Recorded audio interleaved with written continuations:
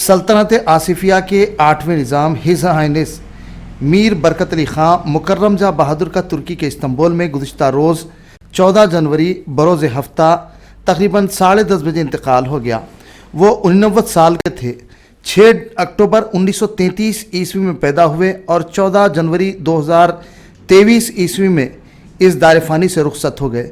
मुकर्रम जा बहादुर आसिफ जाही सलातीन के आखिरी फरमारवा व मीर आज़म जा बहादुर के साहिबजादे और 7वें निज़ाम हुजूर निज़ाम आला हज़रत हुजूर निज़ाम मीर उस्मान अली ख़ां बहादुर के पोते थे।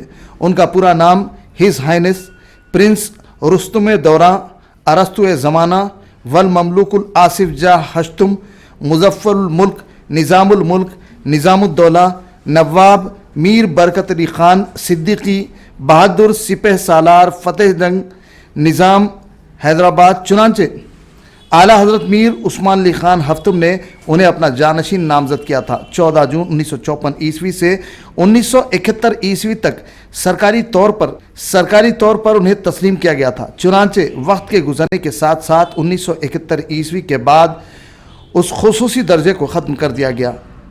वो दुनिया के मतमूल तरीन यानी अमीर तरीन शख्सियत शुमार होती थी। मुकर्रम जा बहादुर निज़ाम चैरिटेबल ट्रस्ट और मुकर्रम जा ट्रस्ट के चेयरपर्सन भी थे।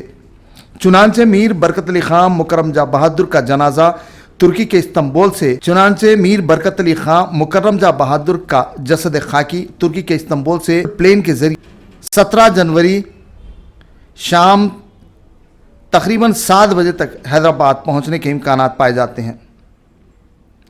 प्रिंस की ख्वाहिश के मुताबिक होमलैंड में तदफीन की वसीयत के मुताबिक खुसूसी इक़दाम किए गए हैं। चुनांचे 18 जनवरी की सुबह 8 बजे से 1 बजे तक चौमोहल्ला पैलेस खिलवत में दीदार के लिए जसद खाकी को रखा जाएगा। बाज़ गुस्ल के बाद नमाज असर मक्का मस्जिद में अदा की जाएगी। नमाज जनाजा के बाद तदफीन आसिफ जाही सलातीन के मकबरे मक्का मस्जिद में अमल में आएगी।